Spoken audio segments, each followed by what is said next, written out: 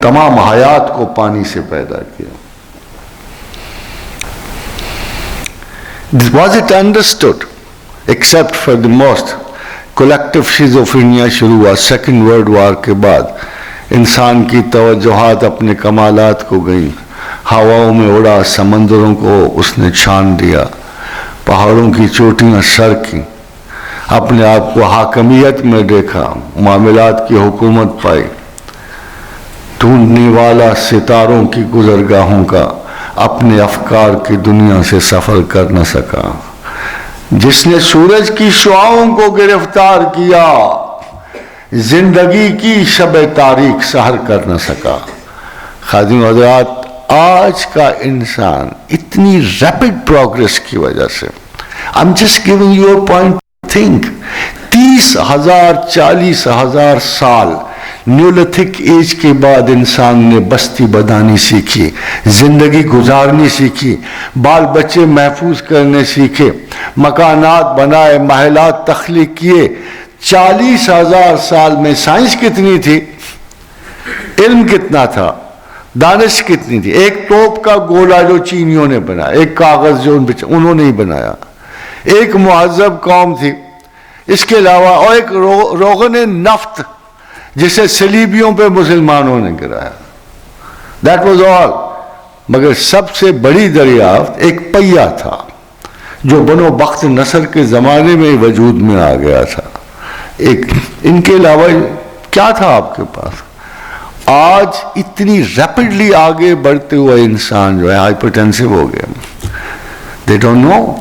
اتنی ساری دریافت, اتنی ساری ایجاد, اتنا سارا یعنی ایکومولیشن ہو گئی ہے. انسان کا ایک فشار تخلیق ہے, ہر طرف سے کوئی نہ کوئی نئی اطلاع, نئی تخلیق کا فشار ہو رہا ہے. Obviously we have gone mad a little. ہم اتنی ریپڈلی بڑھتی ہوئی ذہنی رفتار کو قابو میں رکھنے سے قاصر ہیں. اس کی وجہ ہے کہ اس کے استاد اچھے نہیں ہیں. یہ ٹرانزیشن ہے 150 200 300 سال. ہارورڈ کے استاد اچھے نہیں ہیں, نہ کیمبرج کے. دریافت کر لیتے ہیں, مرض نہیں دیکھ پاتے. انسانی ذہن سارا ایک لیول پہ نہیں ہے. ٹرانزیشن کا کنٹرول ان کے بس میں نہیں ہے. اور جس کے ہاتھ سے ٹرانزیشن نکل جائے اس کے ہاتھ سے مرد نکل جاتا ہے, عورت نکل جاتی ہے, بچے نکل جاتے ہیں. جب تک وہ بہت بڑا استاد اس ٹرانزیشن کو کنٹرول نہ کرے. خادم حضرات, یہ زمانے میں ایک ایسا دور ہے جس کو ذہن قبول کرتے ہوئے بھی اپنے بہت سارے اثاثے ترک کر دیتا ہے. ہمیں اپنی متاع حیات میں سے بہت کچھ وہ نکال دینا ہے جو ہم پیچھے سے لے کے آ رہے تھے. بہت کچھ حاصل کرنا ہے جو ہم نے آگے سے لینا ہے. مگر ہم نے ریٹین کیا کرنا ہے, حاصل کیا کرنا ہے, یہ سب سے بڑا لیسن ہوتا ہے ٹرانزیشن کا. اتفاقاً یہ استادوں کا منصب ہوتا ہے. اور جب استاد خود ہی بہک جائے اس نشہ ایجادات میں تو پھر آپ خود ہی سوچ لو کیا حشر ہوگا اس امت کا, اس خیال کا کیا حشر ہوگا. خادم حضرات, واپس جانا پڑتا ہے, پھر واپس جانا. کسی نے ام المومنین عائشہ صدیقہ سے پوچھا تھا اللہ کے رسول کا اخلاق کیسا تھا. فرمایا تم قرآن نہیں پڑھتے ہو, تم قرآن نہیں پڑھتے ہو. And the teacher was exactly like the book. سب سے بڑا وصف کسی استاد میں اگر ہوتا ہے تو وہ اپنی تعلیم کے ساتھ اپنے کردار کو وابستہ کر دیتا ہے. اس کا کردار اس کی تعلیم کے ساتھ جاتا ہے. اور اس لیے طالب علم اس سے جو کچھ سیکھتا ہے اس کو پتا ہے کہ میرا استاد تعلیم کی ترسیل میں مخلص ہے اور وہ اس کے حصول میں اخلاص برتتا ہے. وہ طالب علم کبھی اپنے استاد کو بھلا نہیں پاتا. اس کو پتا ہے کہ مجھے جس شخص نے گائیڈنس دی ہے, جس نے تعلیم دی ہے, جس نے مجھے علم میں انیشیٹ کیا ہے, وہ بالکل اس تعلیم کی طرح تھا جو میں نے حاصل کرنی تھی.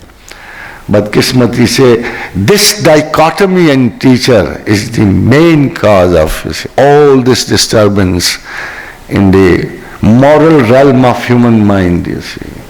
اب انسان کو morality پہ اعتماد کیوں نہیں رہا؟ کیونکہ مورالٹی کا اعتماد اس لیے نہیں رہا کہ استاد میں وہ مورل ایگزیبٹ نہیں ہوتا ہے. تمام مذاہب، ابھی میں کچھ عرصہ پہلے ایک لیکچر دیکھا تھا تفرقہ پہ اور امت کے ایمان پہ. مجھے آپ خود بتائیں، مجھے وہ آیت بڑی آسان نظر آتی ہے، کیا کسی اور عالم کو ترجمہ ڈیفرنٹ نظر آتا ہے؟ کسی اور بندے کو اس کا ترجمہ پراپر نظر نہیں آتا؟ ان الذین فرقوا دینہم، جن لوگوں نے اپنے دین میں فرق کر لیا، وکانوا شیعا، جو گروہوں میں چلے گئے، بٹ گئے، لست منہم فی شیء، اے پیغمبر تو ان میں نہیں ہے. اس کے بعد بھی کوئی مسلمان جرأت کرے گا کہ وہ فرقوں میں بڑھ جائے؟ کیا امت مسلمہ کا دامن اتنا تنگ ہے کہ اس میں رازی اور فارابی اکٹھے نہیں آ سکتے؟ کیا اس میں ابن سینا اگرچہ اختلاف کر رہا ہے، ملائکہ کو صرف الہیاتی پاور نہیں سمجھتا، تخلیق نہیں سمجھتا، ملکی صفات سمجھتا، مگر کیا ابن سینا کو کسی نے امت مسلمہ سے نکال دیا؟ کیا وہ لوگ جو تحقیق و جستجو میں ابن رشد کی طرح تھے، جس کو کسی نے پوچھا کہ تجھے عاد و سمود کے حشر سے ڈر نہیں لگتا، تو اس نے کہا تم عاد و سمود کے حشر کی بات کرو، مجھے تو یہ بھی نہیں پتا وہ امت ہے بھی کہ نہیں. کیا اس کی وجہ سے مسلمانوں نے ابن رشد سے ہاتھ کھینچ لیا؟ کیا ابن خلدون کے فلسفہ تاریخ کی وجہ سے مسلمانوں نے اپنا ہاتھ پیچھے کر لیا، یہ قرآن سے آگے کی باتیں کر رہا ہے؟ ایسا کبھی بھی نہیں ہوا. اتنا وسیع دامن تھا امت مسلمہ کے، جس میں علوم و معرفت کے چراغ جلتے تھے، مگر ہوا یہ کہ طبقاتی تقسیم نے ایسے سکول تخلیق کر دیا کہ ہر سکول کے دو دعوے تھے. جس نے ہمارا نقطہ نظر نہیں اپنایا وہ جہنمی ہے. پہلا دعویٰ تو یہ تھا. دوسرا دعویٰ یہ تھا کہ ہمارے علماء کے سوا اگر کسی سے علم سیکھا تو وہ بھی جہنمی ہے. اور تیسرا دعویٰ اس ٹروتھ پر جو قرآن کے مطابق تھا. مگر کمال کی بات ہے قرآن تو بالکل ہی ڈیفرنٹ بات کر رہا تھا کہ ان الذین فرقوا دینہم وکانوا شیعا لست منہم فی شیء، اے پیغمبر جن لوگوں نے دین کو تقسیم کیا اور فرقوں میں گئے تو ان میں نہیں ہے. اور جس میں رسول ہی نہ پائے جاتے ہیں ان میں سے کون سا فرقہ درست ہو سکتا ہے؟ خادم آزاد سوچنے کی بات ہے. میرا نام مجھے ملا ہوا ہے، میرا نام مجھے قرآن نے دیا ہے، میرا نام مجھے اللہ نے دیا ہے، میرا نام مجھے بڑی نعمت کے ساتھ ملا ہے. میں تو جانتا بھی نہیں تھا ابراہیم کون ہے، میں تو جانتا بھی نہیں تھا کہ وہ مواحد وقت کون تھا. مجھے جاننے کا مجھے اس وقت جاننا جب اے پرائری اور پرائری میتھڈ سے، جیسے استدلال سے، منطق استدلالی اور استخراجیہ سے جب ابراہیم رفتہ رفتہ اللہ کو پہچان رہا ہے. وہ پریپوزیشن بناتے ہیں اوپر کہ خدا زوال پذیر نہیں ہو سکتا. تو جب ستارہ چڑھا تو ابراہیم نے کہا کیسا شاندار چمکتا ہے، سر آسمان روشن ہے، ضرور خدا ہوگا. دیکھا پرکھا، ڈوبتے ہوئے دیکھا، کہا نہیں میں ڈوبنے والے کو خدا نہیں سمجھتا. پھر چاند چڑھا، کہا ہذا ربی، یہ میرا رب ہے، اب میں پہچان گیا، یہ بہت روشن ہے. تھوڑی دیر بعد ڈوب گئے، کہنے کہ زوال پذیر بھی کبھی خدا ہو سکتا ہے. نہیں میں نہیں مانتا.